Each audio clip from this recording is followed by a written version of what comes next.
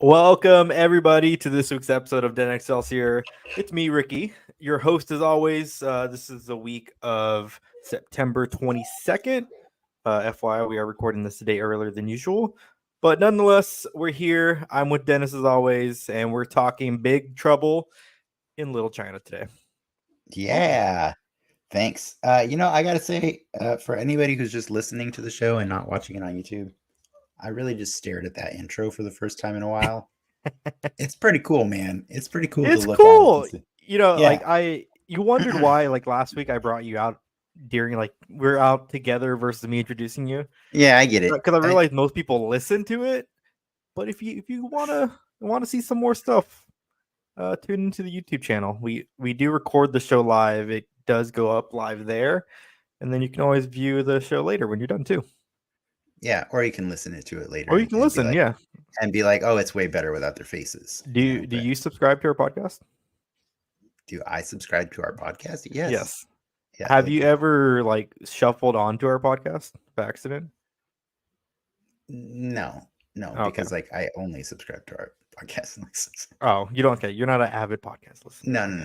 No. Okay. This is I'm a psycho and I sleep to them, and sometimes it shuffles to me at night, and that gets a little weird. Okay. I don't mean that to sound like, I dislike all other podcasts or things like that. That's not.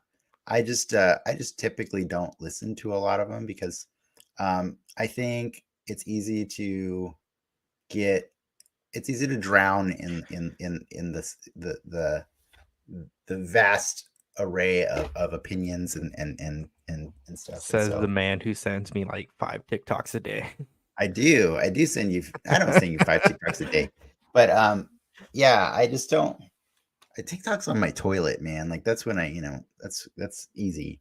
But podcast. I don't know. I'm usually because I'm doing photography stuff, and I don't know. I don't really. It's always been my go-to. For whatever reason, since I was in high school, even before then, I would just listen, and it's always cool because I was always jealous of the kids that had what was it, XM or Sirius or whatever. They would listen to Howard Stern and shit. Yeah. I didn't have it, but podcasts were this bootleg free thing that I could download, and then it's just taking off from there. I gotta admit, I know I sound really weird being on a podcast talking trash about podcasts. That's not my intent. Very meta. It is quite meta. I appreciate that there are people out there that want to hear our opinion about nerdy things, and I love sharing my opinion about nerdy things. But I don't need to go seek out. You're a giver, not a taker. Exactly. There you go. All right. You bailed me out. You got me out of the hole. Well, speaking of giving what the fans want, you're pretty hyped on Ahsoka. I love that show. And I did say this last week. I said it to Frank, our old co-host. I could have died after last week's episode and just been like, I don't need to know anything more. It's fine, And I know he was really upset by that statement because here's the thing, most people want the ending for closure, right? For me, the ending of a story is never the most satisfying part of the story. It's just it's really hard to impress me with an ending. But when you climax, when you reach that point, that highest point, the apex of your story, if it's impressive enough, I could be out. That's why I always said Infinity War. I could have stopped there. You know what I mean? If the whole Marvel universe peaked at Infinity War. That movie is the greatest achievement they ever will accomplish. Everything after that is cool. Don't get me wrong. It's all fun. But I don't need it to survive, and so for me, last week's Ahsoka, that was a thing of beauty. This week's was fun. It was really fun. 1 more week or 2 more weeks? 2 more weeks, right? I think it's 2 more weeks. I think there's 2 more Eight. weeks of it. Yeah. But I gotta say, like, everybody's entitled to watch it however you want. But like, as somebody who watched all of Clone Wars and all of Rebels, and a season of Bad Batch, and some a lot of other media that they've put out, it's all canon. Dude, this show was so good. I appreciate. I have not watched the shows as we know, but I appreciate how unapologetic it is. Towards people who haven't, and it's not. I don't think it's in your face like, oh, you don't get this. It's it peels back layers, new layers for me to go look up YouTube Yeah, deep on yeah. what's actually important. But it's I dig it for that. It's not for the normies. Well, because that's kind of the joke, right? Like I've heard that explained before. Like like the concept of canon is really that it's up to the viewer to go look up the lore, right? Like that's really what canon is, right? Is like how when you have a property that has established canon, all canon really means is it's the stuff your fans follow religiously. So if you're not up to date on all the canon and you want to be, exactly, you could just go wiki it, right? You could wiki it, and then so yeah, it reaches a point, like every franchise reaches a point where it's so massive that they can't be holding your hand with everything, right? And so I think that's where we are in the MCU now, and that's where we are in Star Wars, and a few other franchises. It's like it's too big. It's too big to walk everybody through every little point that's ever happened. So just enjoy it or move on. That's what it is. Real quick, I saw this discourse. I heard this discourse on another podcast, and I thought your take would be interesting. You are someone who watched all of Agents of Shield. You watched it as it came out. Mm-hmm. What would you say is the best season of Agents of Shield? Ghost Rider season, hands down, all the And way. it's the fifth season, fourth season. I think it's the fourth or fifth. It's the fourth or fifth. It is the best season, and it ultimately is what killed that show. Okay, with that established, would you take the Ghost Rider season over any of the Disney Plus shows? So take your favorite Disney Plus show and stack it up against that season. Wait, take my favorite one, or you said against any Disney Plus show? Yeah, So yeah. It doesn't. I'm not talking episode, but you can. I'm talking the whole. So you're saying take my favorite season of Agents of Shield And stack it up to your. instead of yes, yeah. There's certain. I mean, come on, man. You're not alone. You're not Secret alone in that Invasion. take. I, as someone who has not seen Agents of Shield, I think I've seen all the way up to maybe 3. Mm-hmm. That's a spicy take for me. So I wanted to get your. Nah. Secret Invasion was like that was upsetting. That was really upsetting. Well, not Secret Invasion. But I mean, and you like She-Hulk more than that. Well, that's what I'm saying. Like, are you saying all, or can I, like, would I take that one season of Agents of Shield over all things on Disney Plus, or anything on Well, Disney? what's your favorite Disney Plus show? My favorite thing on Disney Plus is probably She-Hulk. Okay, Yeah. so stack it up. Season 5, Agents of Shield. No. She-Hulk banged Daredevil, bro. Come on, that is like the best thing that's ever. Take. I was like, what are you talking about? Like this? No.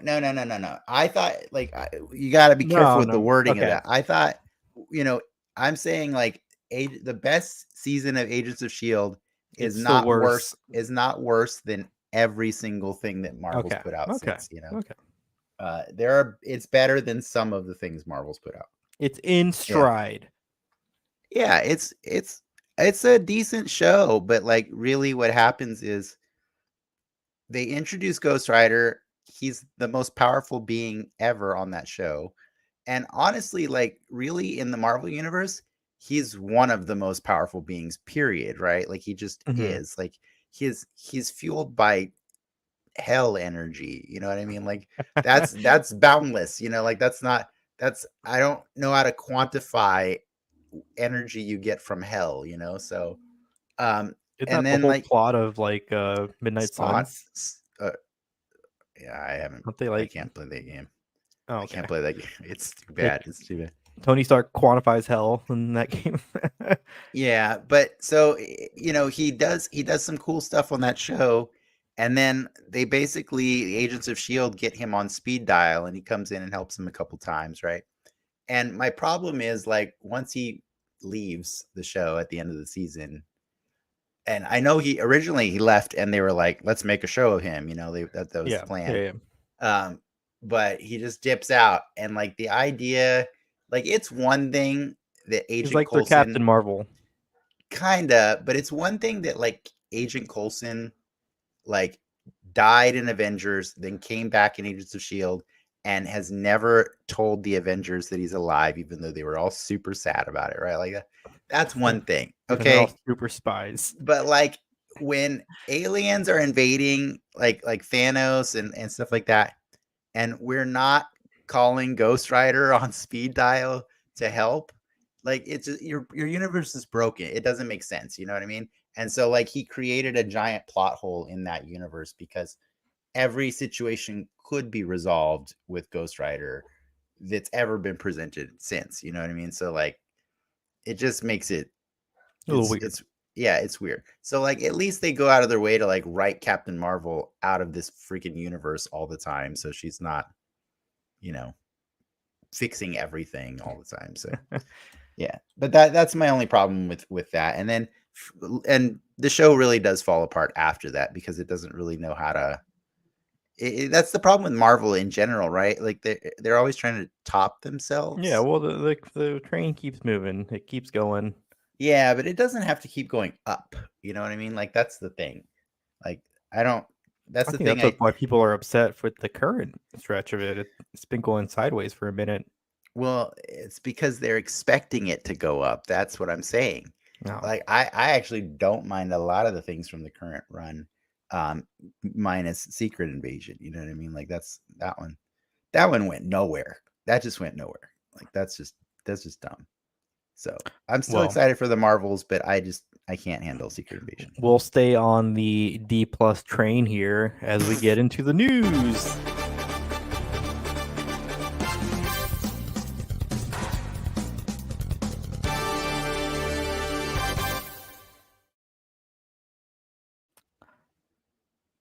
It's like a terrible screen grab that I got. Loki season 2, the premiere date got pushed up to the Wednesday prior, and I just had the date and I lost it. Oh uh, no. what was that date? Was it October? It was October something. It was coming out in October and it got pushed to Wednesdays. This is October awkward. 4th? Yes, right? October 4th? I don't know. Is it 3rd? Maybe. I don't know. Anyways, You're the guy in charge of the news. it's getting the Ahsoka treatment. So typically, if you're a Marvel fanatic like we are, it comes out on midnight on Thursday or Wednesday, right? Oh, because they would normally come out on Yeah, and now it's going to come Friday. out Tuesdays at 6 p.m. Pacific, which is great. Oh, I see what you're saying. Okay, Yeah, gotcha. you can watch it, eat dinner, watch your Loki, and go to bed.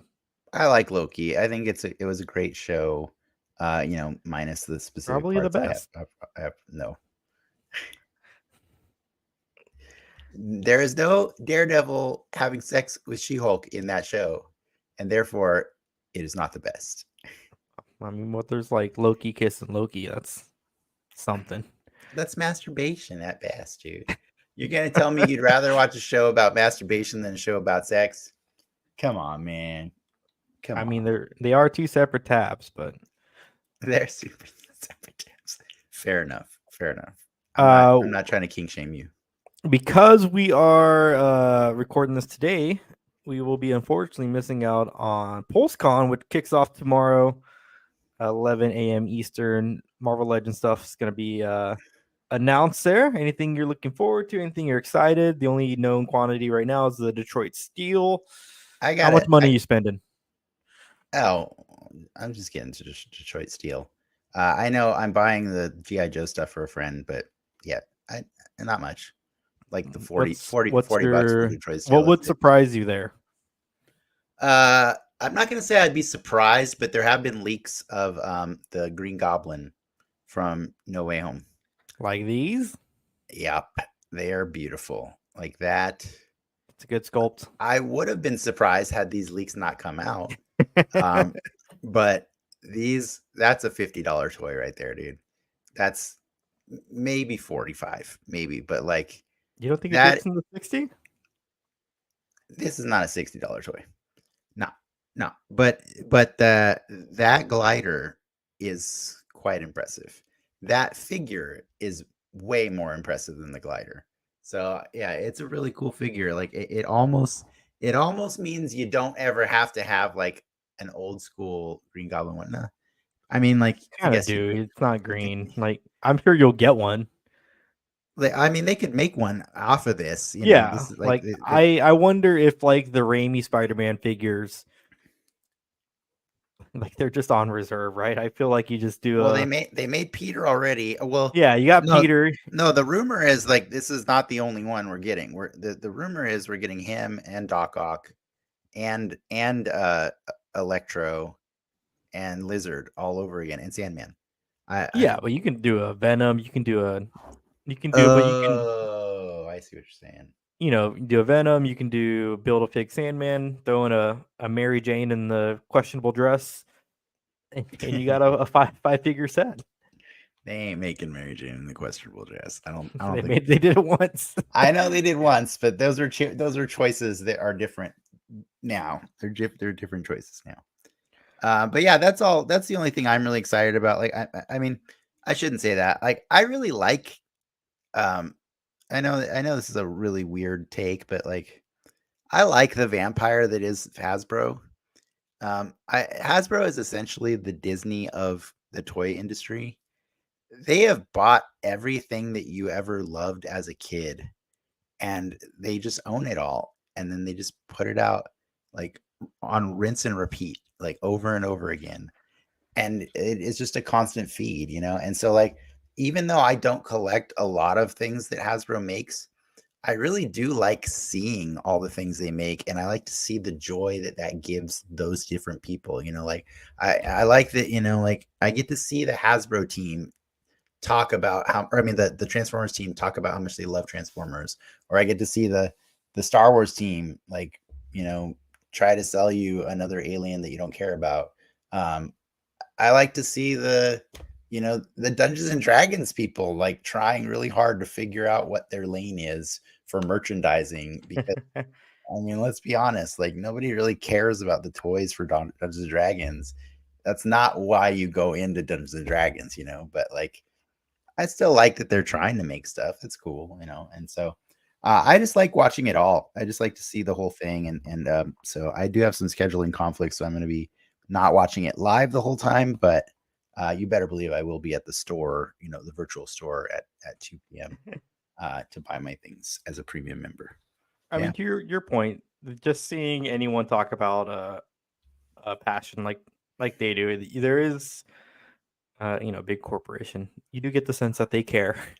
there is love put in those toys. Some licenses more than others. Like I'll be honest, like I do not enjoy watching the people that sell the Star Wars toys. They are not fun. They are not fun. The GI Joe team is probably What do you think makes more Star Wars or Legends? more money between the two. Probably Legends. But I could be wrong about that. But like I think the Star Wars has just not been as hitting consistently, for several years now. I think neither of those makes them as much money as their other properties, though, because they have to pay licensing fees for those two. That's true. Yeah. Yeah, that's why they put so much love into GI Joe. Like those GI Joe figures are nice. They need that to hit. That's They saw that Barbie money. That's theirs. Because even Transformers, that's a deal with Takara that they made. Barbie almost guarantees we're getting that Transformers GI Joe movie. Oh, Barbie guarantees we are getting that movie for sure. But yeah, they need GI Joe to hit so hard because it is the one thing they ever fully owned and created. Like it's what started Hasbro in the first place, was G.I. Joe and Mhm. Mr. Potato Head, so I don't think a Mr. Potato Head movie's coming anytime soon. So I mean, you got Toy Story. exactly, they wasted him, right? He should have been headlining that thing the whole time. They spent big money on him. Yeah, right. Seriously, was that all for the news? That is all I got for the news. Okay, I heard Zendaya and Tom Holland got divorced this week. Just letting you know. Okay. I'm kidding. I'm kidding. I have no idea. Well, what we do have an idea about is Big Trouble in Little China.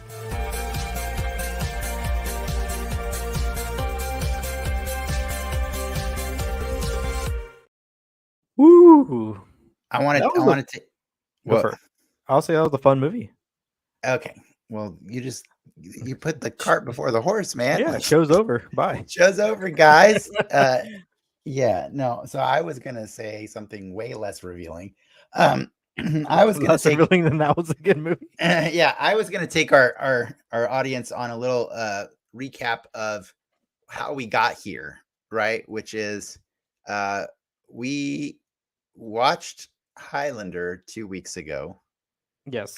Because we thought, for some reason, no, you were on the director of John Wick. Yes, because there's a Highlander reboot in the making, right, or in the works right now, right? And so we watched Highlander, and then halfway through it, we found out that Ricky didn't know who Christopher Lambert was because he'd also never grown up seeing Mortal Kombat. Yeah, and we're like, came out before I was born. Yeah. Again, though, it's Mortal Kombat. You've seen a lot of movies that came out before you were born because you wanted to see them. So I'm just surprised that you never saw Mortal Kombat. Because you got to remember, I grew up during the bad Mortal Kombat era. The games are never bad. They're never bad for a minute. They're not bad. They are in their own lane, And I think there's a lot more reverence for them nowadays because they've weathered the storms of less popular games. You know what I mean? But in any case, I flipped my lid, and then Frank flipped out in the audience, and we said, well, you got to watch Mortal Kombat. And then so then we watched Mortal Kombat last week, and in the middle of that conversation, we were mentioning how many characters are influenced by or straight ripoffs, whichever. For legal reasons, I'm not saying ripoffs. I don't want to get in trouble with John Carpenter or anything, but or Ed Boon and John Tobias is what I mean to say. But they're respectfully homaged in Mortal Kombat from Big Trouble in Little China. At which point Ricky said, I've never seen that. And I'm like, oh my God. So this is where we are in this rabbit hole. If you give a mouse a cookie, you'll end up watching Big Trouble in Little China. If you are fans of this show, then even though Ricky already gave away his review, you got to stick it out to see what other movie he's never seen before that comes from this, so that you can tune in next week. I want to do this for you. I want to find 3. That's cool. A little more trickier, but difficult. Find the movie that is like super important to you that I've never seen. Passion of the Christ. Is that really super important to you? No, it's not. Yeah, I didn't think so. But yeah, so that's where we are right now. And then Ricky just joined and made me very happy to say that you like the movie, and that's honestly, I think even when Frank was part of the show, and we were always envisioning, like, whenever we don't have a Marvel or DC show to talk about, that we would give you or give ourselves homework and go watch something that really helped feed our nerd brains and make us be the people we are today. And so I think of all the ones we've made you watch, this one was the most pleasant for me. And is that true for you? Should we go through the list? Was it better than Kroll? Yes. Was it better than Masters of the Universe? Yes. Was it better than Highlander? I think they're on the same level as Highlander. Really? That's I like because I liked Highlander the fighting's knowing better in Big Trouble though. yes, 100%. Yeah. But there's the lore thing with Highlander. I think you guys are correct. It is some good. There's some good bits in there that I do want more of. I don't know if I want more in Big Trouble in Little China. I don't know if That's you could make that movie today. that's fair. That's fair enough. But I also don't know that it's a worse movie because it was so concise. You know what I mean? Like I think the reason I never really needed more from that is because the story of Big Trouble in Little China resolves in a pretty good way. Yeah. I don't know if I'm happy with the way the Highlander resolves, and that's why I would need more. But yeah, it's two ways of looking at it, right? Like, do you I mean, want it's in an era where we have everything's a franchise. So watching these movies is a bit refreshing because I mean, Mortal Kombat, yes, but they were just these kind of one-shot deals, right? what's funny about Big Trouble in Little China and Highlander? Both came out in 1986. Both bombed in the box office. Mm-hmm. Isn't that crazy? Like, it's crazy to know that both of these movies, like, dude, home video was a crazy thing I'm in the late surprised in the John late Carpenter is 80s. getting work back because I mean, Halloween was the same thing, right? It was a bomb. The Thing was a bomb. Was the thing a bomb, The really? Thing was a big. The Thing went up against. Did it go up against ET? I think it did. Mm. It came out up against a big movie like that, and it got wiped.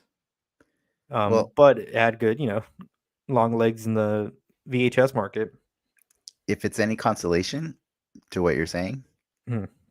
Big Trouble in Little China was the last studio film that he did in the 80s, because he just couldn't handle it. He couldn't handle dealing with the studios intervening in his movies so much. They intervened in this one a bunch too because they didn't get the point of this movie. I don't know if you got the point of this movie, but yes, Kurt Russell is a fabulous character in this movie. He plays Jack Burton, the truck driver who's happens to stop in San Francisco, and he visits his best friend, um, Wang Chi. Is it? I believe Mm-hmm. his name. Yes, and they end up on a crazy adventure, because Wang Chi's girlfriend, who's going to be possibly his fiance, arrives at the airport and gets kidnapped by some gang, and then they end up immersed in some mystical world of like crazy, Asian spiritual like battles and all these monsters, all kinds of weird stuff going on, and it's hilarious. But like what they didn't understand, what John Carpenter was trying to do was he was trying to subvert the traditional expectation of action films, and how it's always a white guy being the protagonist and like saving the day, and he's always got like a minority sidekick, right? Like that's a very common thing if you look at movies back then. Even Yeah, Indiana Jones did it, right? Like poor Short Round never got work after that movie because like he didn't understand that movies weren't necessarily always doing that, because eventually they got kind of called out on it because it is a weird thing to do. It's a weird trope. But so John Carpenter wanted to do the opposite. So Jack Burton, or Kurt Russell's character, is actually the comedic sidekick of the movie.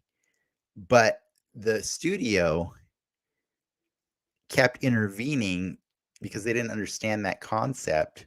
And so they were adding scenes to make it seem like he's the hero of the story. But it's Wang Chi is the hero of the story. And that's why like there's even a scene, right, where like they're getting ready to go and do the big battle, and Jack shoots up in the air and a piece of concrete knocks him out, and he's it's so out. funny. He's out for the first minute of the battle, right? Like he just misses it. And so like that is the point of that character, but like studios weren't having it because systemic racism. I don't know all the reasons why, but like That's they're probably like, probably one. yeah, but like, hey, they're like, you have Kurt Russell. Well, He's your main guy, right? And so I love John Carpenter. I love Kurt Russell.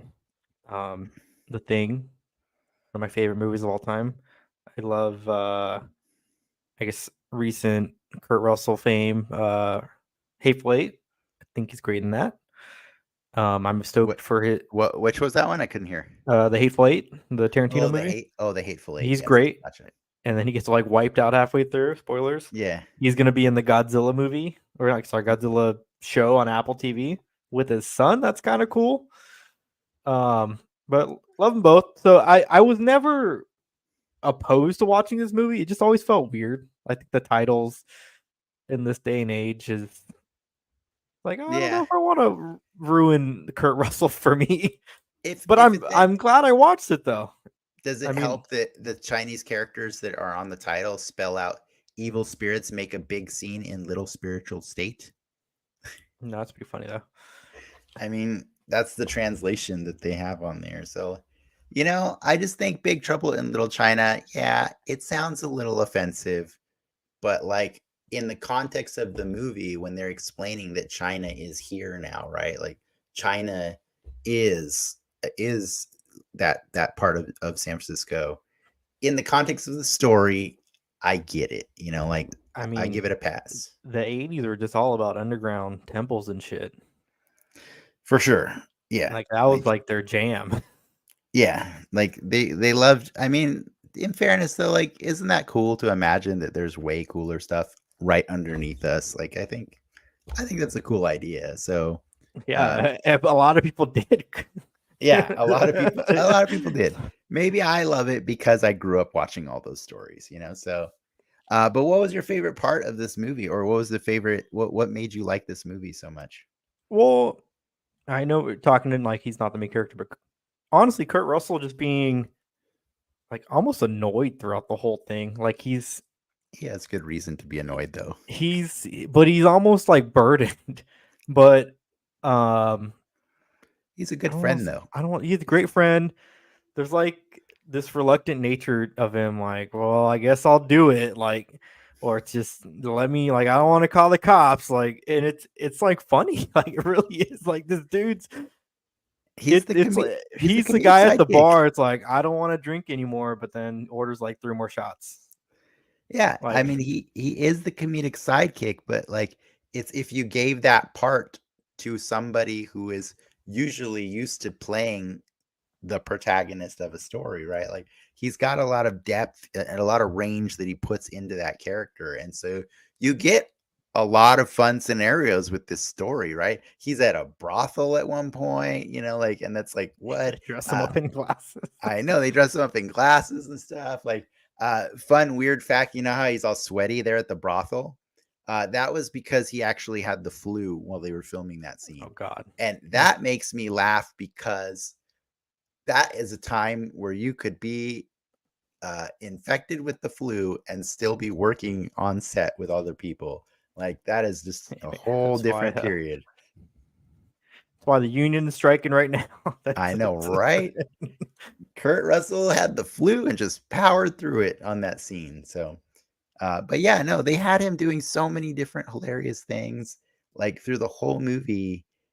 But there's also just layers to the. I think they do a good job of like easing you in to like the. I don't want to say crazy, but just like the world beyond. Yeah. Like, oh, there's just like some guys fighting in the street. That's kind of weird. But okay, and then they start peeling layers. Right? Yeah. Suddenly there's magic and soul sucking and wives swapping and shit. It gets pretty bonkers like as it keeps going. And that's I think and then to the point where there's like a full on like Jim Henson monster in it that like looks like straight out of He-Man or something. I don't know. Like I'm sure when I was a kid I called that thing Beast Man. That thing scared me when I was a kid, by the way. Scary looking thing. It doesn't do anything really, but it grabs people. It grabs people. It grabs people and chains them up. I mean, I don't like being grabbed by strange monsters. I'm just saying, like so. I was like the whole wheelchair thing was like that's like a thing I feel like you don't see is like that type of chair comedy. That was a good scene though. That was like, did you not feel it when he was holding his balance like over the edge, like, and he's using his muscles to like wheel the chair back, rock right? it like, up. you could feel it, right? You could Like for feel like me what that felt. specifically, when he falls back down the ramp to that Yeah, hole, I was like, that's for me, that's terrifying. when it clicked. Like, oh, this is a goofy ass movie. Yeah. Oh, that's when it clicked. That's when Okay. it clicked for me. Oh, Like, took you a little while. it All took me a right. minute. Fair enough. Fair enough. I would have thought it would have been like when he dressed up for to get into the brothel. Like Yeah, that's it's still kind of like, eh. I mean, the dude like flies off like the roof. like why did he need to dress up? He like it's not like they know who he is. He doesn't want to appear as like the one white guy. Okay, fair enough. Fair enough. I thought That it is was also funny. great. He is like literally the only white person in that movie. Yeah. No, white What man. White white man. man in that movie?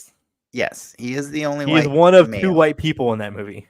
The lawyer at the beginning of the movie, which Okay, one of three white people in the movie. by the way, the studios added that scene. They wanted that scene in the movie because they wanted to make sure that the audience knew who the hero was. And if they didn't have that scene, the movie would have started with Kurt Russell in the truck, like on the Should have done it with on the the truck. radio. Right? It's like when I was watching the movie the other day, I honestly forgot about the lawyer scene. And I was like, I don't remember this in the movie. And then Like, I why is kept it there? I mean, I aside from what you said, like it it just makes doesn't it weird. Like it but they it don't wrap deters. back to it ever, Yeah, right? and it doesn't make the ending feel great. Like, oh, this dude's getting like sued and shit. I know, right? Like it's a weird scene to have added to that movie. And I kept waiting for a payoff scene. I'm like, maybe they wrap back to this and I forgot, because it's been a while since I watched the movie. They never do. And it just doesn't make any sense to me. But the studios thought it would help make it clearer that Jack Burton is the hero of the story, or it frame him more heroically. And I'm just like, mission failed. Like that's like it's one of the reasons I can't ever call this a perfect movie. Like I think this movie does a lot of things right, but I think there is a taste of intervention of meddling that's throughout I the believe it. movie. You know, all I over mean, the place. it is not an excuse, but it is a much different time though. Yeah, And like for sure. Kurt Russell was a known quantity at that point, right? Yeah, but he was actually afraid to do this movie because he was a known quantity, but he'd had a few flops, and he was kind of worried that John Carpenter wouldn't want him in his movie again. And it turns out John Carpenter's just like, I just wanted to make another movie with you, dude. Like they're just bros. They just John Carpenter doesn't care whether or not it succeeds then at the time. Like he likes just making his art, for the sake of making it. And that's why he left the studios after this movie, because he wasn't allowed to make the art the way he wanted to make it. And so he went and made movies independently, and then Universal distributed them for him, which I bet you've never seen. They Live. I've seen bits and pieces of Day Live. All right, good. Your education is The bubblegum yeah, bit, yeah, the yeah. ending. Keith David and Roddy Piper. That movie's great. That's all. This is all pre thing, right, or post thing? No, these are all post. Okay, yeah, that makes sense. Yeah, Yeah. These are all like The Thing was before. I think Big Trouble in Little China. But in any case, I mean that to John Carpenter's credit to the score. I think people forget that he composes most of the music for his movies, and it's just that 80s it's synth very that 80s, right? Yeah. like it gets you, man. Like it gets you in the mood for some action, I like his score. I some really do. fightings. Yeah. Like it almost sounds parody, like in hindsight, but Okay. it's like because it's like I that's can where see it's that. from. Yeah. It's pretty funny. Fun fact. If you, I'll present it to you as a question. Like you get it one chance. Wang Chi was not John Carpenter's first choice. Or sorry, I meant Dennis Dunn, I think his name was. Um, who was his first choice? Um, not Bruce Lee. I think Bruce Lee was already dead, actually, Yeah, by I then. figured Bruce Lee was dead at this point. I don't know. Is it bad if I say Jackie Chan? It's not bad. It's actually Okay. correct. Okay. John Carpenter wanted Jackie Chan, who was already famous in Okay. See, overseas by that that that's what point. always gets me. Like I'm trying to figure out Jackie like Chan's when. old, bro. He's Well, old. I know how old Jackie Chan is, but when did Jackie Chan become Jackie Chan, the superstar? Like, In America, late 90s, early 2000s. okay, It took so it Rush took a long Hour era. it took Yeah, a long time. Yeah, it took a long time for him. But it could have been but earlier. he was definitely. I know he was big in China. Like that's Yes. Yeah. He was big in overseas, but like he could have been bigger in theory, at least to American audiences had they gotten him for this. But it was actually the producers that vetoed that choice because at the time in the 80s, they had seen his performances in certain movies, like um, and they weren't really impressed with his English. okay. And in fairness, Dennis Dunn speaks very clear English, right? Like Wang Chi is Yeah, pretty easy to understand through the whole movie. It almost had me I will say the questioning. weird part of this movie is when they're doing the wedding scene and it's all done in English. It's Yeah, like that's yeah. weird. Well, I mean, there's a That's lot. weird. Okay. In fairness, there's a lot of weird going on in that scene. There's too You much English in this movie. you know what? There's also too much of neon. Like That that's a was lot. cool. That's a No, that lot was of pretty. neon. That was I mean, cool. it is cool. Don't get me wrong. I did like I It's neon can and an escalator. I concede it. Yeah, he had an escalator in his like super mystical temple. Like it's like they filmed that at a mall or something. It's You know what I amazing. mean? I my local mall at least looked not too dissimilar, so I loved it. It's pretty funny, dude. But yeah, the amount of like I love like how all the Chinese characters are written in neon down there in the secret like hidden temple like underneath New York City or I mean San Francisco. Which by the way, you should not be building super underground No, stuff in San Francisco. That's a bad idea. That's not a good idea. Yeah. I love the framing. How everyone just kind of knew it was there, except was it Jack, right? Jack Burton. Oh, what do you mean? He like they knew? Like everyone just knew about the underground Oh yeah, area. yeah, yeah, yeah, yeah. Yeah. Like the They dude seem pulls very out the prepared to go down there. Yeah. like, oh, we got to go down there. Like, let me just open up this closet with the fire pole to, to the underground layer. Yes, everybody knew. Everybody knew. Yeah. Another reason, by the way, this movie flopped. I don't know if you heard about it, but like the studio actually just didn't know how to market it. Like they were like, I wouldn't know how to market this either. yeah, Like, right. Like it is a weird sell. It is a weird sell. Um, what do you think of Kim Cattrall as Gracie Shaw? she was cool. I Did you didn't recognize recognize her? her. Where's she from? Sex in the City. I've never seen Sex and the City, so Mannequin. nope. Like skip Uh, the generation. I was way too young for Sex and the City when it came out, and then in the reboots do okay, nothing. fair enough. In Um, fairness, she plays the old one on Sex in the City, so um, it's been a while. the bus driver looked familiar. Where's he from? Yeah, that one was one I was curious if the rabbit hole would go there.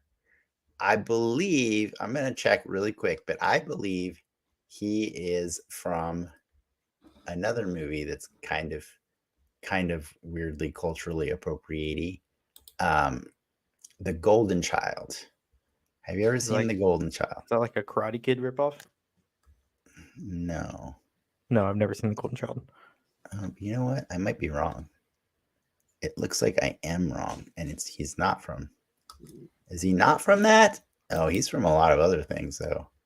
He's from Three Ninjas. Nope. He's from.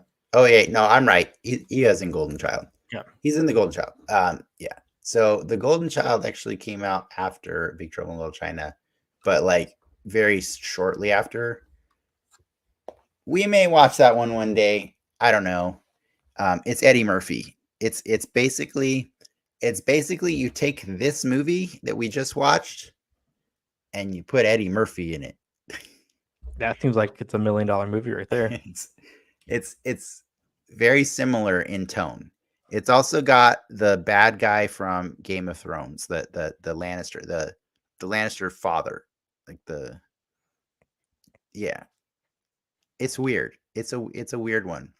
The Golden Child, some people like it more than Big Trouble Little China, but it is very similar in I that, like, yeah, I will say watching me, I'm very happy that I've seen it now, because there was always these like, again, just going to Comic-Con for as long as I have. You are familiar with what is considered pop culture, right? Like just by association. So I've always been aware of this yeah, movie, and the lipstick stuff on his face when he kisses the lawyer and then he gets lipstick all over his face. yeah. I had seen people dressed up as that. I've seen pictures of Kurt Russell in that moment, like in like a very heroic pose. It's a good And look, though, right? It's yeah, a I know it's hilarious look. it's hilarious. But I It's never thought iconic. anything It's of it. iconic. Yeah. I never put that was lipstick. I just thought that was like some weird face paint, what have you. Uh, You know, it maybe he's appropriating somehow by putting yeah. on that makeup. By the But way, watching them, he kissed her in sewer water at one point in that movie. I mean, in the sewer, he tells her not to rub up on him because he's getting too excited. But he does Like kiss her down there, doesn't he? he does kiss Yeah. her once they come up, yeah. Gross. Gross. But to see, I mean, yeah, it was like a farce. Like to see him, like, oh, he kissed the girl and like got makeup all over his face, and now he's fighting the main dude, and they're all just looking at him like, what the fuck's wrong with you? Yeah. Yes. And the main dude, we have to talk about him because, like, I feel like this movie could have been a lot worse if it wasn't James Hong as Lopan. Like, that guy, as much as like Kurt Russell sells his side of the movie, I feel like James Hong Oh, he goes sells 100%. that movie. Yeah. He goes to a lot of cheese in that performance, Oh, so much cheese, right? but in a good way.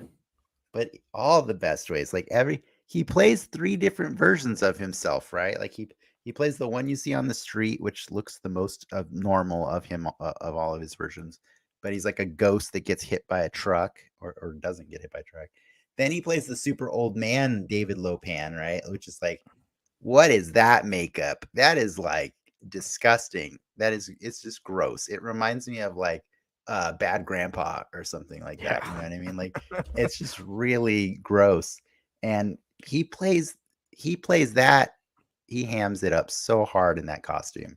And then ultimately he plays his like spirit, like, Shang Tsung 1.0, like crazy thing with the nails, like the super. Doesn't he do like a Sailor Moon transformation at one point in the movie, where like So something then like the that. nails grow and like he just transforms into this like this skinless. Well, I mean, he doesn't look skinless, but like that's the whole And point, like right? the He's trying. pastiness with the makeup and Yeah, like he's like a ghost sorcerer kind of thing going on here. And in every one of those versions, he plays it so hard.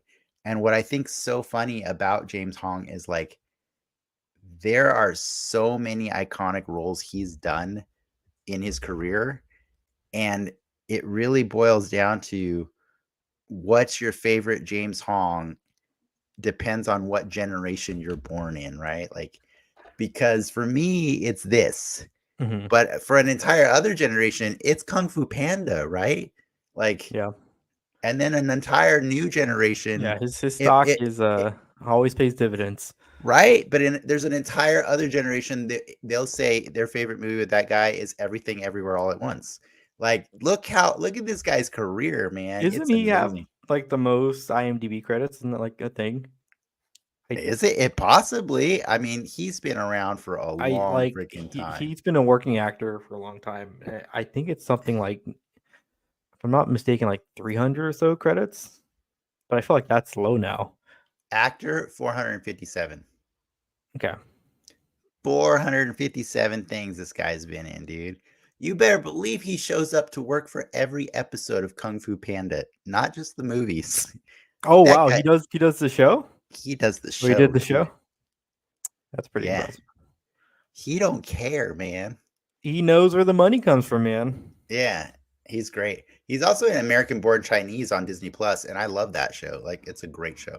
But in fairness, like pretty much every famous like Asian actor right now, like contemporary, is in that show too. Like, or everybody that Daniel Destin Cretton likes or whatever. Or, what's his name? Is it? Is Cretan? I think I it's think so. Daniel Destin Cretan, director of Secret Wars. Oh, I thought you meant Secret Invasion for a second. I was No. like, gross. Gross. But yeah, 457 credits as an actor. That's pretty impressive, man. That's pretty impressive. But yeah, it kind of bums me that, I mean, this movie was fantastic and in its own unique way. Like it, because I don't think we're ever gonna see anything like this. But let's throw out there pie in the sky if they were to try to take this on again. Who's your lead? Who's your Kurt Russell? whew. Well, are we considering Kurt Russell the lead, or are we considering? Well, I said who's your lead and who's your Kurt Russell. So I think the lead has to be Wang Chi's character. I think. well, that's what I meant. Yeah. Oh, okay. You're saying okay. I see. You're saying who is Wang Chi and who is Jack Burton. That's what you really meant to say, right? That's what I really meant to say. Okay. Wang Chi.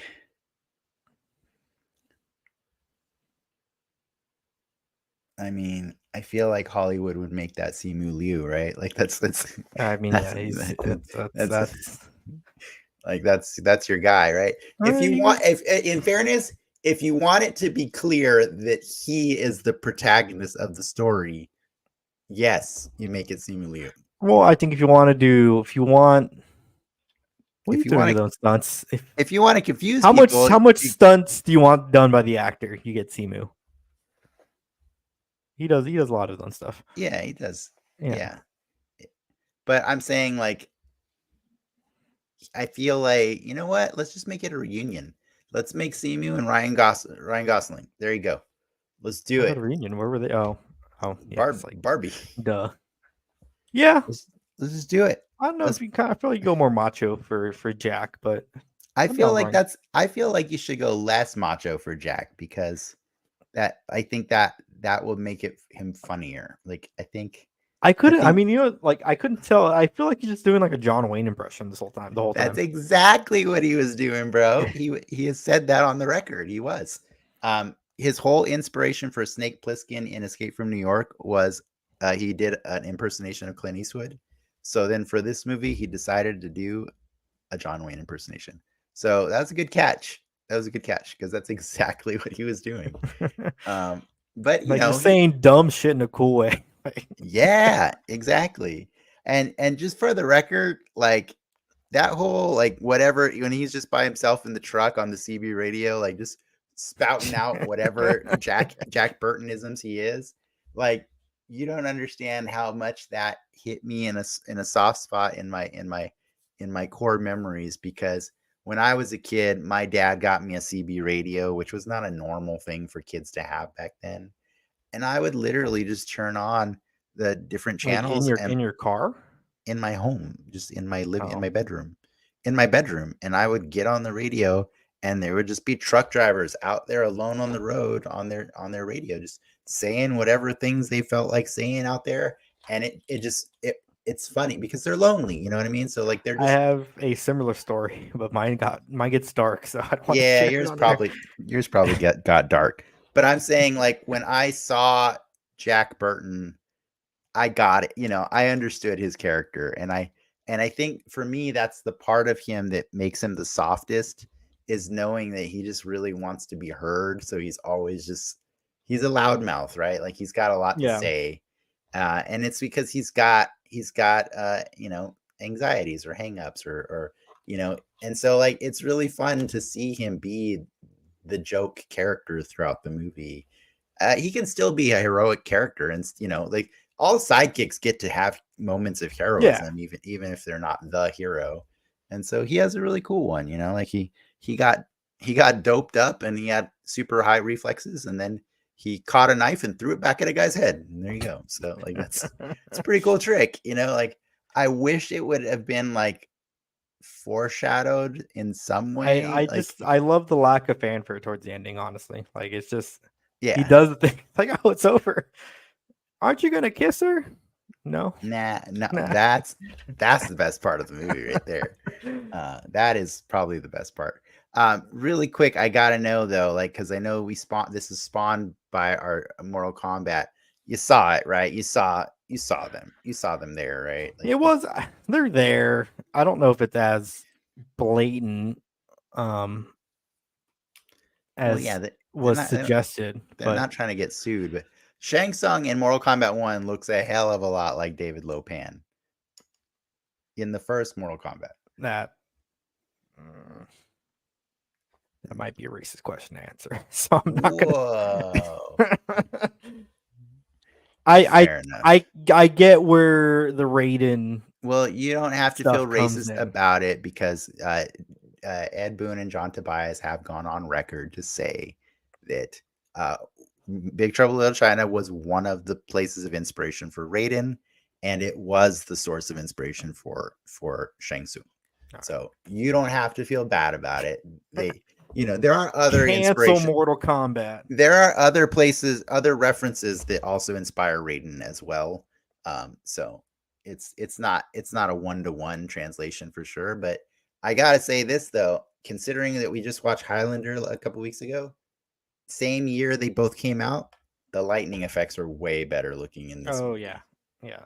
Well, I think that's just more testament to John Carpenter. He's always had a knack of making the most with what he has.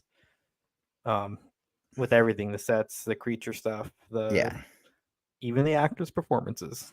And what'd you think of Thunder when he self-imploded or exploded? Like, okay. Pretty random. I didn't know that was his power set, but sure, it looked cool. All right, cool. Then you felt the same way I felt when I was like 7 years old watching that movie. I'm like, what just happened? He looked like a garbage pail kid for a minute. You know what I mean? Like honestly, it looked like the live action movie.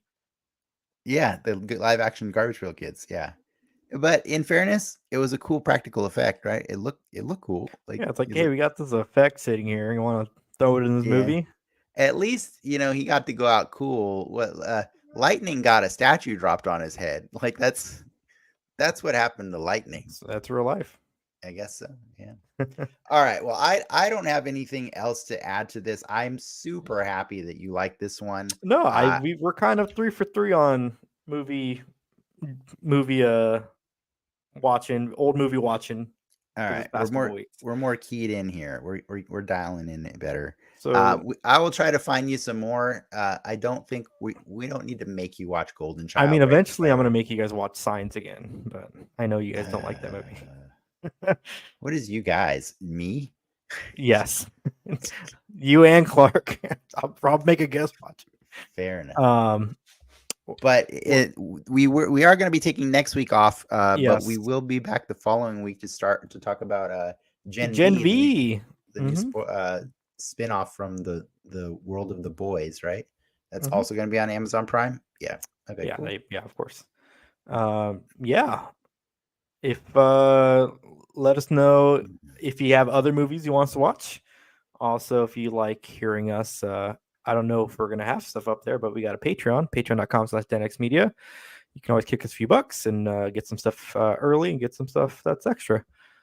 But with that, true believers, it's been a great show. Enough said.